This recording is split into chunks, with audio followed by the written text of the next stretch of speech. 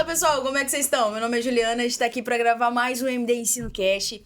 Cara, e hoje eu tô muito empolgada porque eu tô com a Bruna. A Bruna, ela é anestesista e a gente vai falar hoje sobre manejo da dor. Cara, é um tema que a gente pensa nisso o tempo todo, a gente fala sobre isso o tempo todo. A gente vê isso no ambulatório, a gente vê isso no posto de saúde, a gente vê isso na UTI, a gente vê isso na... Assim, aonde você for, você vai ver isso, né, Sim, Bruna? o tempo inteiro. E a Bruna, ela é médica pela Mescan, é anestesista pelo Hospital do IANSP lá em São Paulo, fez fellow pelo Singular em Campinas, São Paulo, em dor. E hoje ela só trabalha com dor, faz ambulatório de dor, intervenção em dor. Então, assim, o máximo da especialidade em dor e tá aqui pra bater um papo com a gente hoje. Muito bem-vinda, Bruna. Obrigada, eu agradeço o convite de estar aqui com vocês, tentando explicar um pouquinho esse manejo de dor, que não é fácil, né? Até pra gente, às vezes, é bem difícil. É, tem uns pacientes bem complicados, né? Sim. Até porque dor é subjetivo, né? Na verdade, dor é o que o paciente fala, né? Não tem como a gente avaliar a dor, né? Não existe uma escala, por mais que a gente examine a dor dele, né? Ele que vai nos dizer a dor. Então, o mais importante de tudo é a gente acreditar na dor do paciente, né? E tem paciente que mente? Será? É. Não vamos entrar nesse detalhe, não. Tá, outro momento, podcast pra isso, tá? Então vamos lá, Bruna. Pensando em mecanismos de dor, quais são os principais mecanismos? Assim, todo paciente que tá internado, ele tem dor pra ficar com dipirona de horário, paracetamol de horário, enfim. Todo paciente precisa de ficar realmente com um protocolo lá de dor? Então, eu acredito que se o paciente está com dor, ele relatou pra gente o quadro doloroso, a gente avalia, consegue também ter uma noção pelos sinais vitais do paciente, até mesmo quando ele está em coma, a gente consegue avaliar sim se o paciente está sentindo, está no estado doloroso, ele necessita sim de uma analgesia. Mas se o paciente não tem queixa de dor, não tem por que a gente deixar a medicação, por exemplo, de dipirona de horário, sendo que ele não tem queixa de dor. Sim. A gente tem aqueles parâmetros da carinha, né? Sim, que também. Pela carinha dele a gente consegue ter alguma noção. A escala visual, isso a gente consegue também interpretar. E tem outras escalas de acordo com a idade do paciente. Por exemplo, se for um paciente mais idoso, com alguma alteração cognitiva, a gente tem as escalas apropriadas para cada idade, cada tipo de cognição do paciente para tentar interpretar a dor do paciente. Pro paciente que tá sedado, é até mais complicado pra gente, às vezes, ali em UTI, né? Às vezes, se ele tá numa sedação muito profunda, você tem algumas formas de avaliar, mas às vezes é meio difícil, né? Sim, isso acaba interferindo na avaliação, mas mesmo assim a gente consegue avaliar e dar uma boa analgesia para esse paciente. Uhum. E aí, como que a gente pode começar essa analgesia, assim? Eu sempre começo ali com a dipirona e vou fazendo aquela escadinha da dor. A escala analgésica da dor, né? Famosa, né? Ou tem situação que eu já começo de cara um opioide. Eu acho que tudo depende da avaliação, né? Eu acho que um paciente com uma dor leve, né? Vamos começar assim, com uma analgesia mais leve, né? Começar com uma dipirona, podemos começar com um opioide mais fraco. Agora, a gente avalia o paciente, por exemplo, quando eu trabalhava lá em São Paulo, a gente trabalhava num grupo de dor que tinha pacientes, às vezes, com fraturas, várias fraturas de arcos intercostais. Então, começar com uma dipirona, um paciente que provavelmente vai ter uma dor bem importante, eu acho bem ruim, né? Uhum. Então, nesses casos, a gente pode, sim, começar, por exemplo, com fentanil, fazer uma bomba de PCA de fentanil para dar uma melhor analgesia para ele. Então, eu acho de acordo com cada paciente, com o quadro do paciente, a gente pode começar com uma determinada medicação. Tanto uma medicação de forma mais leve, como começar de uma forma mais, não pesada, né? Uma forma mais intensiva, né? Para dar um melhor controle de dor. Porque um paciente com uma dor não controlada tem todo esse desfecho também no quadro metabólico e no próprio prognóstico do paciente, né? E aí, se ele estiver utilizando o opioide, eu deixo também outras medicações também ali meio que de horário, intercalo os horários, isso faz sentido ou não? Não, faz todo sentido, né? Como eu falo até para os meus pacientes, eu falo que na dor não existe uma medicação que você dá que vai melhorar. Por exemplo, Existe uma medicação mágica? Não existe. A via da dor é muito complexa, né? Começa desde lá do nociceptor, no estímulo periférico, rodando toda a parte periférica, né? Composto por fibras finas e fibras mielinizadas, chegando ali no corno posterior da medula, sobe o trato espinotalâmico, depois faz a via toda descendente. E todo esse processo tem diversos receptores, diversos neurotransmissores, né? Então, não vai ser uma medicação só que vai causar analgesia para o paciente. Então, faz todo sentido, sim, começar também com opioide, começar com, por exemplo, uma dipirona e avaliando outras medicações que possam bloquear esse trajeto doloroso. Esse canal da dor, né? E isso de intercalar horários, isso também é bom? Faz sentido? Faz todo sentido também, porque acaba que tem medicações que a gente tem que usar com um período adequado, né? Senão vai trazer malefícios para o paciente. Então, a gente trazer outras medicações que intercalem e deixem o paciente sem dor é o ideal, porque a gente tem sempre... Eu falo até... quando eu tava no fellow, né, quando a gente fazia o grupo de dor, passava, eu falava que hoje em dia é inadmissível a gente deixar um paciente com dor, né, sendo que a gente, principalmente na unidade intensiva, né, onde a gente tem diversas medicações, o paciente está controlado o tempo inteiro, então a gente pode fazer a medicação sem ter medo, né, então é muito importante a gente deixar as medicações de horário, medicação adequada, se tiver uma PCA, melhor ainda, né, porque aí a gente consegue controlar de uma forma mais adequada. O que é PCA? PCA é quando a gente faz uma medicação de via contínua, né, que a gente fala que é analgesia controlada pelo paciente, que a gente consegue fazer de forma contínua por uma bomba, onde o paciente consegue acionar a quantidade de medicação liberada para alguns momentos, por exemplo, que ele está fazendo fisioterapia, que é o momento que dói mais, ele vai e aciona a medicação antes. E a gente faz muito isso com opioide, com ketamina, estipulando uma dose adequada para o paciente e estipulando a dose que ele pode acionar, quantas vezes ele pode acionar. Por isso que ela é controlada pelo paciente, mas na verdade é controlada pela gente também, né? Porque a gente deixa um limiar que não pode ultrapassar e não causar nenhum malefício para o paciente. É isso que eu tô pensando aqui, se às vezes isso não aumenta risco de vício nas medicações. Não, porque essas bombas, elas têm uma trava, né? Então, você consegue travar o quanto que o paciente pode acionar. Ele pode acionar várias vezes, mas a medicação só vai de acordo com o que você libera para ele acionar. Então, talvez tenha um efeito placebo aí também, que ele aperta Pode e acha que entrou e aí... Pode ter também, mas muitas vezes a gente consegue, a gente sempre começa com uma dose mais baixa, né? Com medo e receio dessas outras reações adversas. E a gente consegue escalonar e ir aumentando aos poucos. Por exemplo, um paciente que fez vários acionamentos e a dose está baixa, a gente consegue fazer uma soma desses acionamentos e aumentar a dose para ele acionar e ter menos dor. Entendi, tá.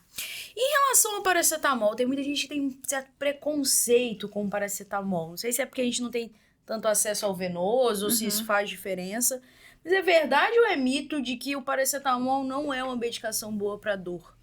Não, acho que a mesma coisa tem aqui do paracetamol, lá fora tem da dipirona, né?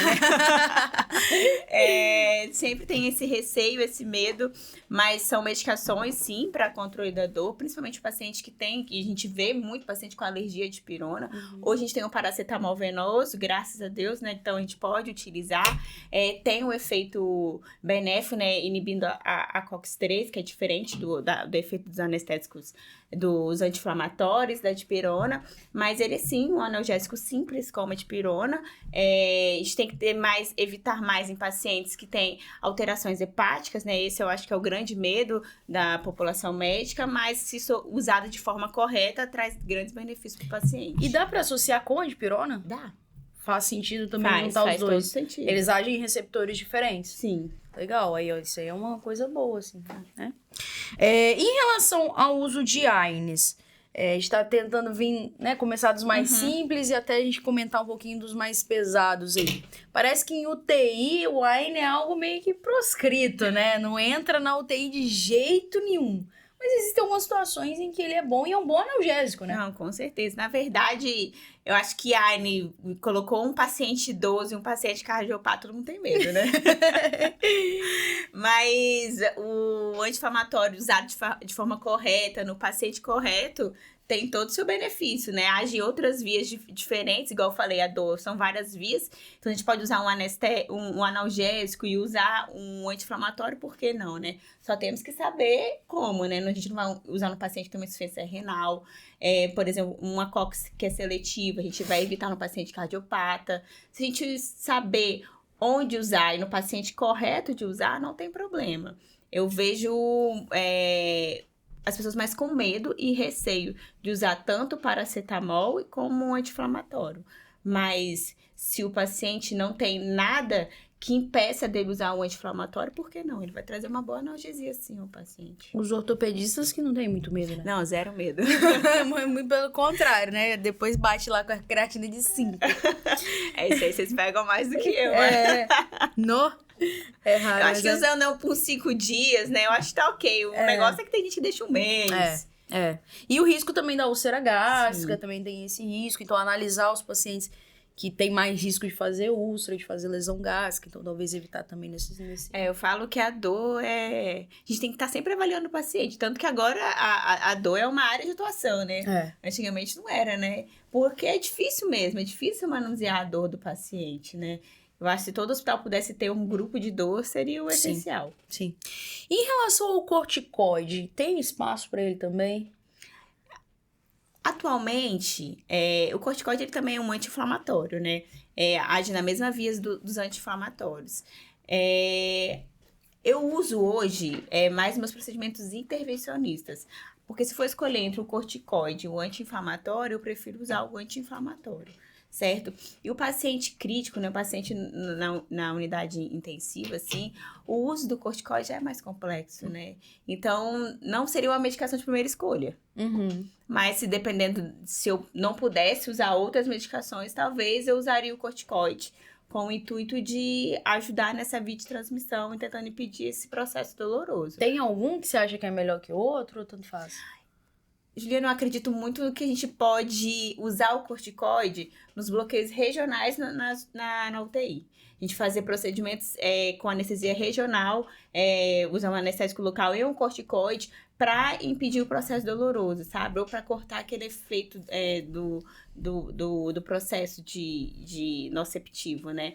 Se a gente pudesse colocar esse corticoide dessa forma, né? Como um adjuvante numa anestesia regional, num procedimento de um bloqueio regional na UTI, eu acho que seria o ideal. Bloqueio mesmo com... Sim, a gente fazia muito. Porque geralmente a UTI tem o ultrassom, né? Sim. E o especialista em dor. A gente, por exemplo, se o paciente tem um pós-cardíaca, né? Às vezes o paciente fica com uma dor retroesternal importante. Então, a gente conseguia fazer a analgesia, fazer o bloqueio paraesternal, guiado por ultrassom, fazer o anestésico local e corticoide.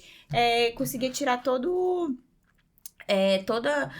esse excesso de opioide, porque às vezes, por mais que a gente tenta, faz uma PCA, faz uma dipirona, faz diversas medicações, e mesmo assim o paciente mantém dor e começa a ter os efeitos adversos das medicações. Então, se a gente associar o corticoide nesse processo, né, de fazer um bloqueio regional para diminuir a dor e diminuir esses efeitos, eu acho mais benéficos. Dentre eles, que eu gosto de usar muito, é a dexametasona. E aí você evita a medicação sistêmica. Sim. Que aí tem muito mais efeito colateral. Sim. E lembrando que a analgesia nesses pacientes em UTI, ela é muito importante para fisioterapia, né? Sim, excelente. Quanto mais cedo a gente tirar esse paciente do leito, é melhor. Até pra dor, né? Sim, tem muito isso em paciente com fratura de quadril, paciente pós-cardíaca, paciente com fratura de arcos costais, de queda. Então, a gente consegue trazer a anestesia regional, trazendo um alívio da dor do paciente, ou às vezes colocar um catéter no neuroeixo, né, para trazer também alívio, o paciente conseguir se reabilitar mais rápido. Entendi. Em relação ao uso do tramal, assim, eu te falo que eu, pessoalmente, eu não gosto de tramal. Eu odeio tramal. Ai, que bom.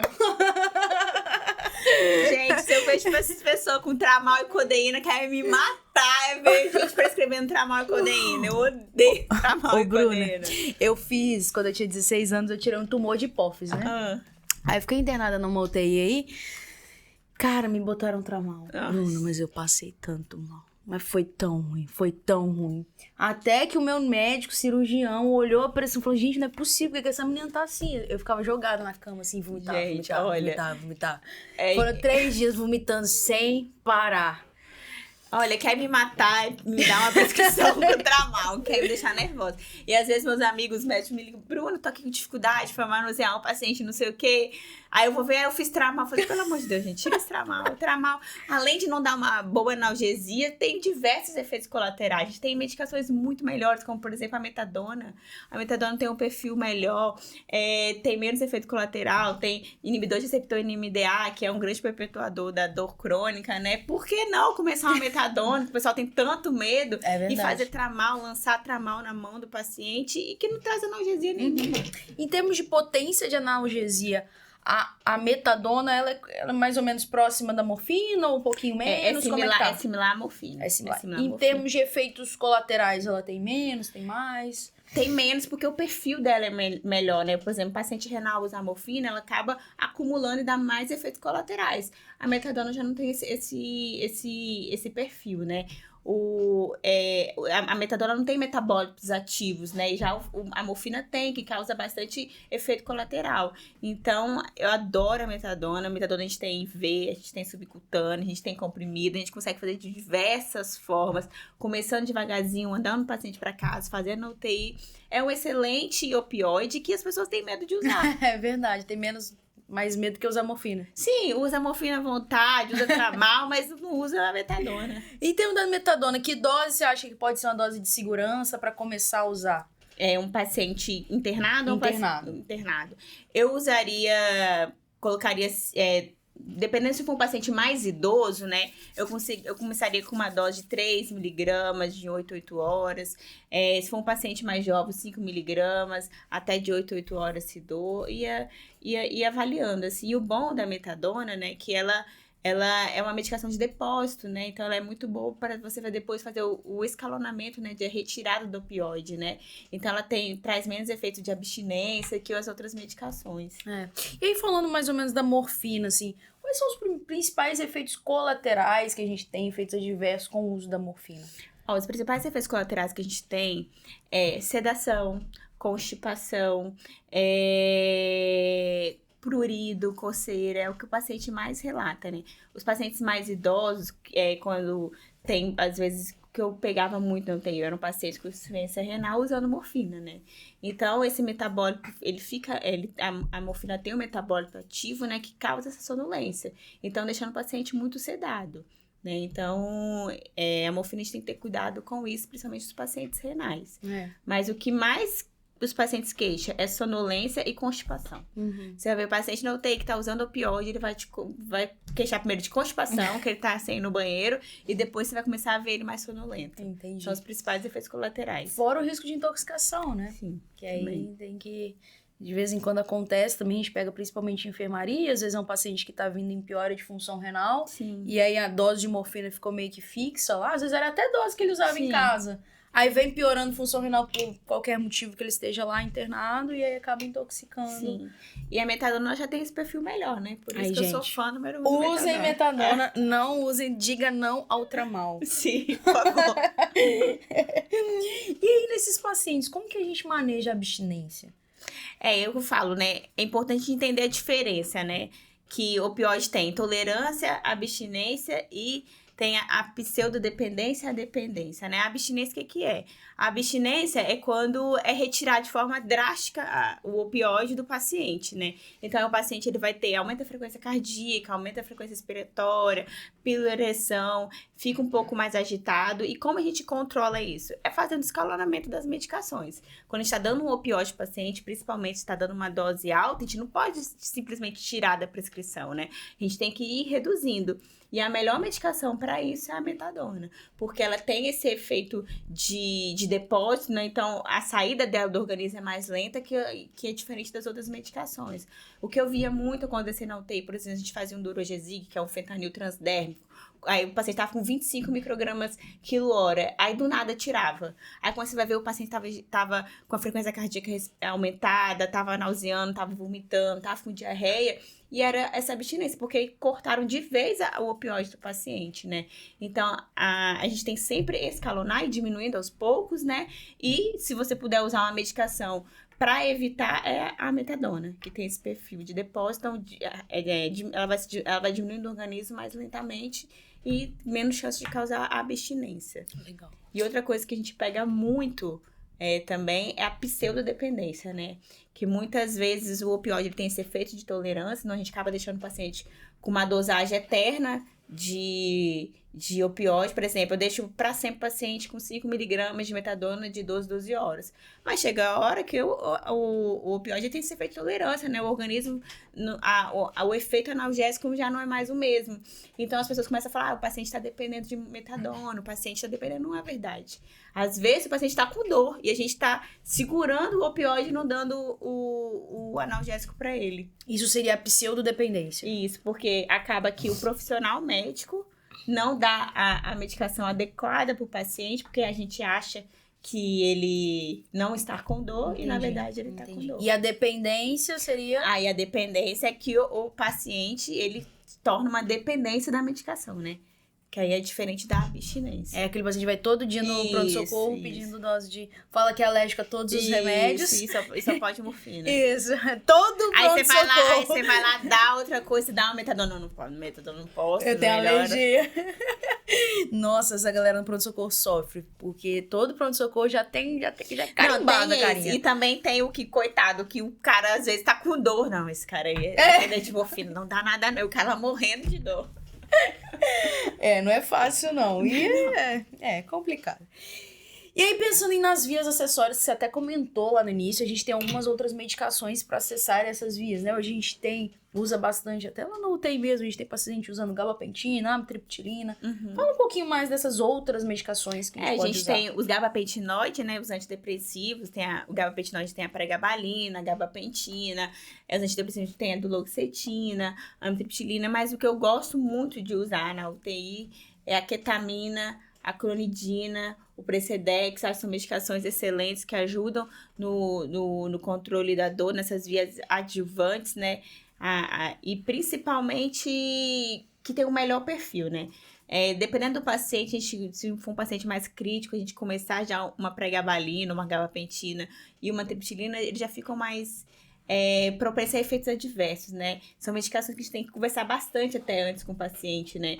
Por exemplo, a gabapentina, a pregabalina dá mais uma sonolência, a amitriptilina, às vezes o paciente fica com um efeito de angústia inicialmente, para depois começar a fazer efeito. A amitriptilina, para fazer o efeito para dor, demora pelo menos umas 2 semanas, né? Então, nesses pacientes críticos, que às vezes a gente já pode usar outras medicações, eu acho que a ketamina e a Precedex e a clonidina tem ótimo lugar e bastante alívio na dor do paciente. A gabapentina e a pregabalina, elas atuam mais ou menos na mesma situação? Sim, é a mesma via. E estão muito relacionadas a dores neuropáticas ou eu posso usar elas como outras dores? Não, eu gosto mais de usar como dor neuropática, né? Mas hoje a gente tem evidência para outras dores também. Mas o que eu gosto de usar, né? Por exemplo, eu sempre converso com o paciente e tento entender a dor dele. Se eu vejo que o paciente está tendo mais aquela dificuldade de dormir, eu tento iniciar mais a pregabalina e a gabapentina. Agora, se eu vejo aquele paciente que está mais ansioso, está mais num quadro triste, aí eu tento iniciar o antidepressivo, né? Tudo como efeito adjuvante, né? Eu falo para os pacientes, eu não acho que você tem depressão, eu não acho que você tem algum distúrbio, mas eu tô começando essas medicações porque elas vão me ajudar no seu controle de dor, né? E principalmente diminuir essa sensibilização central, né? Esse é o intuito dessas medicações. Não vão zerar a dor do paciente. Sim. E a pregabalina dá fome, né? Dá. Eu já usei uma vez. Engorda, né? O paciente pode dar inchaço nas pernas. Dependendo do paciente, às vezes é bom que dê fome, né? Mas... Ou senão usa o topiramate. Topiramate é bom? Na verdade, eu não gosto muito, não. Mas o topiramate, ele corta a fome. Não. Acho que eu tô precisando de um topiramate. Hein, Luiz? Você quer o topiramate pra você? Tá. Em relação ao uso do Precedex e a ketamina que você até já comentou, Acho que são medicações excelentes, mas eu acho que ainda tem muito medo de né? usar em UTI. Então, acaba, às vezes, abusando num fentanil, né? Pesando a mão num fentanil, até pensando em analgesia no paciente entubado. E aí, depois vem todas as consequências do uso do opioide. Mas a ketamina e o Precedex é algo que vem ganhando cada vez mais espaço nas discussões, né? Eu adoro, né? E eu gosto dessa função, né? No PCA, igual eu falei. Eu acho que quando a gente consegue fazer um controle adequado na analgesia, juntando fentanil, juntando uma ketamina numa mesma bomba, é ótimo. E você vê o quê? Que poupa opioide. Nessas medicações, elas poupam opioide. E isso é bom para o paciente, né? Que tem menos efeitos colaterais. Então, a gente pode associar o Precedex de uma forma correta, né? Se a gente usar numa dose correta, a ketamina também, selecionar os pacientes também, né? Eu acho que a gente tem efeito poupador de opioide e um bom controle analgésico. E essas medicações podem ser indicadas até para o paciente que não está entubado, né? Sim, com certeza. Principalmente no ambiente de UTI, né? Onde o paciente é monitorizado o tempo inteiro. Pode, com certeza absoluta. E é bom porque mantém o drive respiratório diferente de outros. Sim. É que as pessoas têm um pouco de medo, mas eu acho que as pessoas teriam que ter mais medo de fazer o opioide, dependendo da dose aumentar, do que um Precedex e ketamina, né? Assim, o Precedex a gente já tá usando, assim, bastante. Acho que todos os hospitais que eu tenho dado plantão, eu já vejo o uso do Precedex já mais fácil, né? Eu não sei, eu acho que o Precedex talvez seja um pouco caro ainda. Tá ainda. Não sei como é que tá. Confesso ketamina que eu não sei. é baratinha, gente. Ketamina é barato? Mas acho que o povo tem medo do delírio. Da agitação. Não, mas é aquilo. Se a gente usar uma dose adequada, não vai dar. É muito difícil dar. É muito se a gente fizer a dose correta, fazendo uma infusão contínua, dificilmente vai dar. São doses mais altas que não? Doses mais baixas? Não, mais alta dá. Que dá o delírio, né? Da dissociação. É dissociação, isso aí. Tá. E aí, assim, já pra gente caminhar mais ou menos pro final, Bruna, quando que a gente aciona a equipe de dor, seja na enfermaria, seja dentro da UTI, o que você tá vendo aí pro futuro da dor? Eu acredito que os hospitais, eles têm que começar a abrir a cabeça em relação a isso, né? Que igual eu falei no início, a dor hoje é uma área de atuação, né? Porque não é fácil lidar com a dor do paciente. Então, eu acho que o hospital tem que ter tanto grupo de dor crônica e aguda, né? Para ajudar, porque a gente faz um manuseio adequado à dor do paciente. Esse paciente tem alta mais rápido, né? Ele tem uma recuperação mais rápida, consegue fazer uma fisioterapia adequada.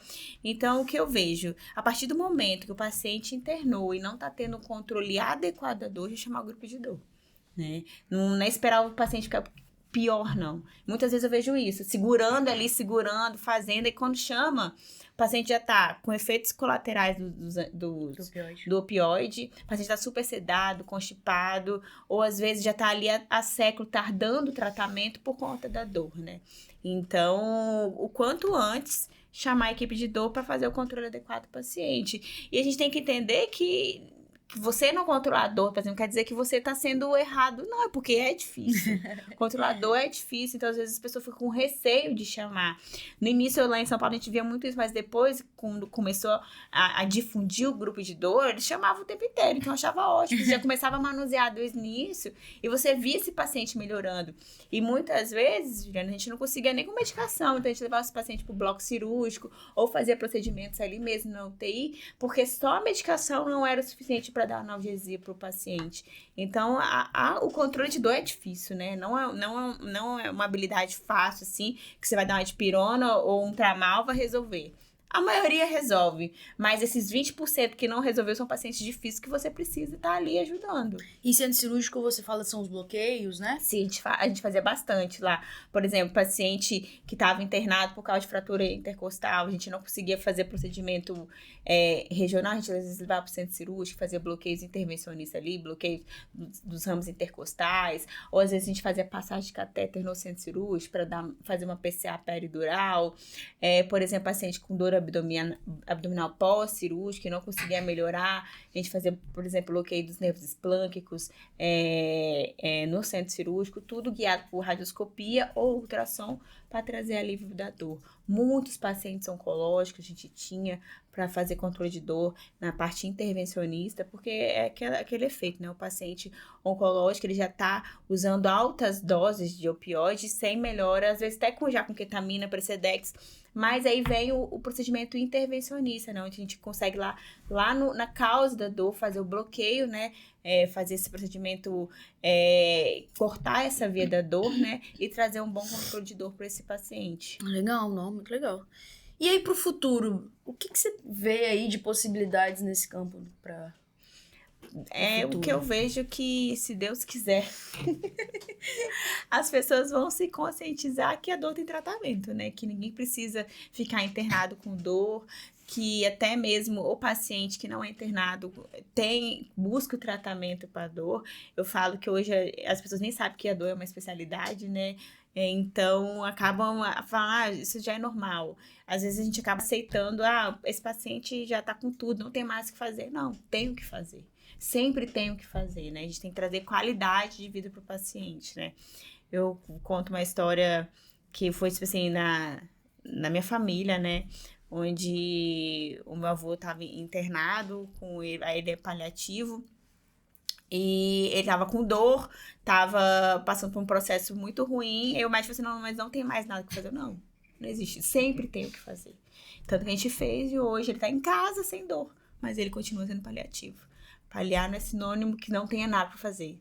A gente tem que dar alívio pro paciente. Então, sempre tem algo para fazer, né? Então, que as pessoas se conscientizem e o hospital se conscientize disso, né? Que é necessário ter grupos de dor para trazer alívio e trazer qualidade de vida para os pacientes. Você vê um futuro com menos opioide? Eu vejo. Se Deus quiser, vejo.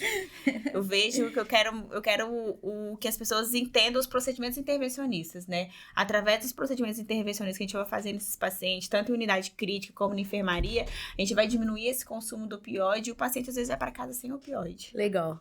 Ótima finalização desse podcast. Acho que deu um fechamento muito legal. Bruna, quer falar mais alguma coisa aí? Dar algum outro recado? Eu queria agradecer mesmo pelo convite. Eu acho que é muito importante a gente estar falando disso, né? Que é tudo muito novo, né? Mas que é essencial as pessoas conscientizar que existe o médico da dor, né? Até os próprios colegas médicos, né? Quando tiver essa dificuldade de controle de dor, saber que tem alguém que pode auxiliar e ajudar, né? Isso é o mais importante. E trazer qualidade de vida para o paciente. Para quem quiser te achar, você quer deixar número de telefone, Instagram, rede social? No meu Instagram tem tudo lá. É Bruna Nunes Fernando. Tem lá todo o conteúdo bem legal e interessante. Se alguém tiver alguma dúvida, é só entrar em contato com a gente. Legal. E ela é esposa do Bruno, né? Bruno também esteve aqui alguns episódios atrás. A gente falou sobre o manejo perioperatório do doente grave. Então, para quem ainda não viu esse podcast, vai lá ver. Legal. Foi muito legal. O podcast tá bombando, assim, não para de crescer. Com certeza esse vai ser também bombástico. Bruna, muito obrigada. Eu que agradeço.